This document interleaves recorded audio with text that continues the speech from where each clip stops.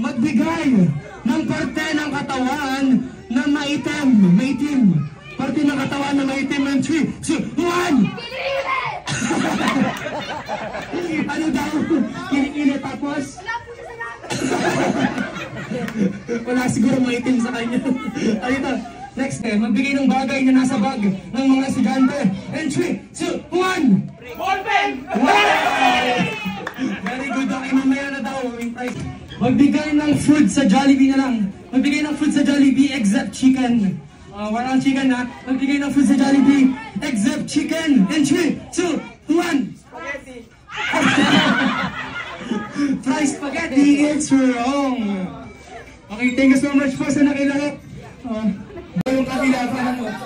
Magbigay ng fast food chain sa Pilipinas. And 3, 2, 1!